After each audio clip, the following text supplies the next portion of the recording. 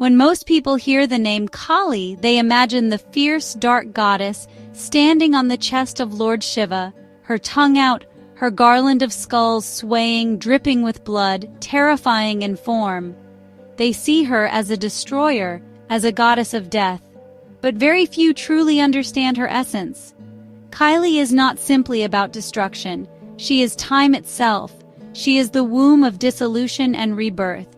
She is the power that devours illusion and frees us from the chains of ego.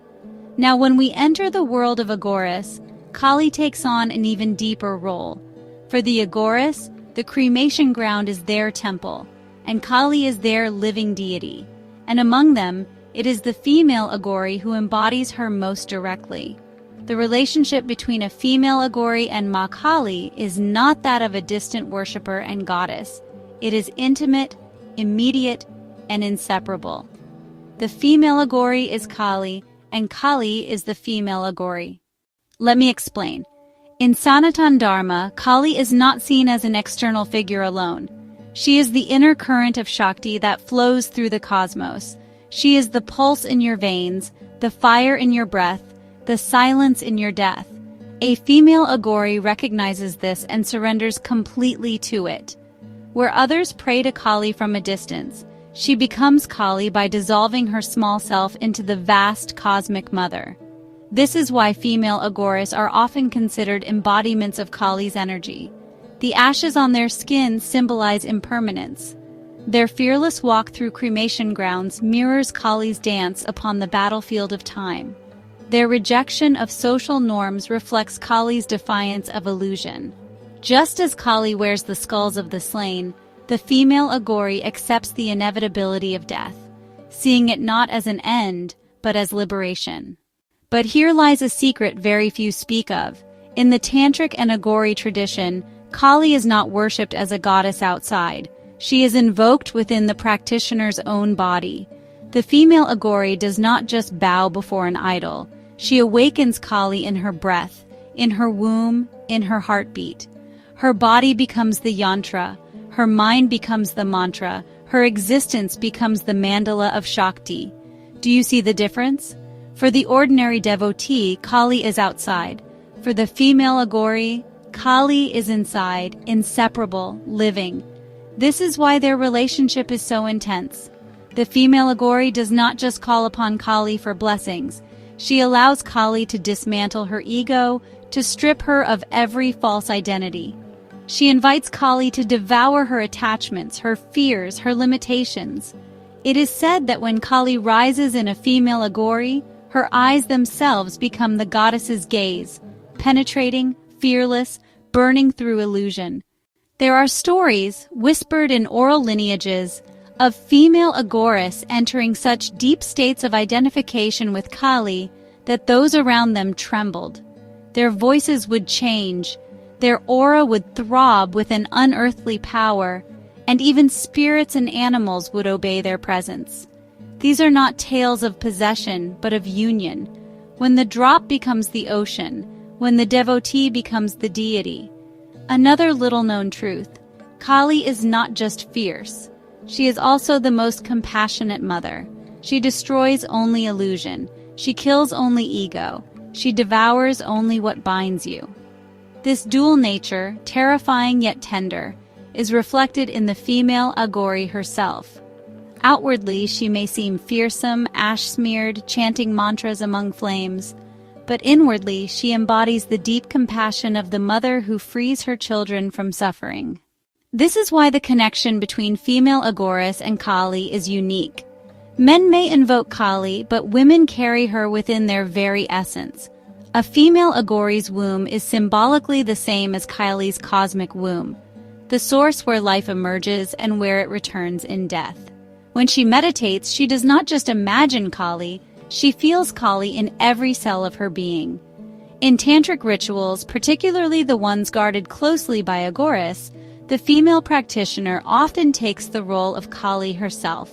She becomes the vessel of divine Shakti, while the male becomes Shiva, the silent witness.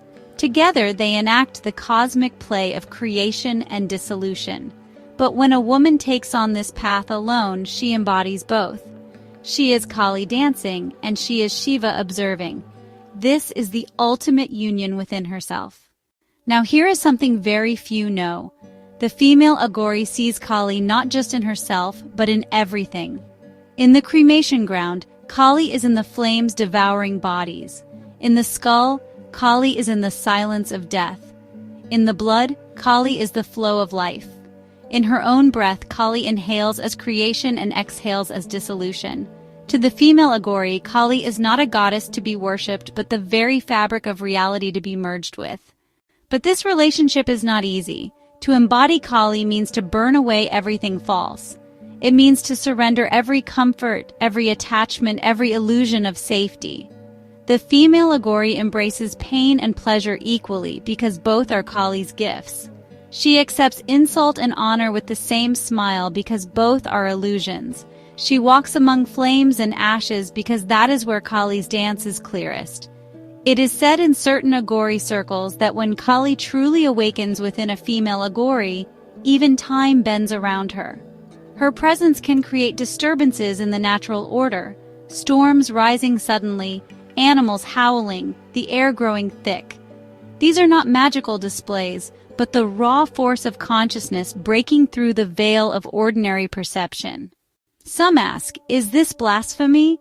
How can a woman claim to be Kali herself? But this is not arrogance, it is the deepest humility. The female Aghori is not saying, I am the goddess. She is saying, I am nothing, only Kali remains. When the ego dissolves, when the self disappears, what shines through is the pure light of the Divine Mother. This is why the relationship between female Aghoris and Kali is one of complete surrender. It is not devotion based on fear, nor worship based on desire. It is merging, it is becoming, it is dissolving. So, are female Aghoris the true daughters of Kali? No, they are Kali herself, walking the earth, reminding us that time devours all, that illusion must be shattered, and that liberation is the only truth worth seeking. For those who have eyes to see, a female Aghori is living Kali.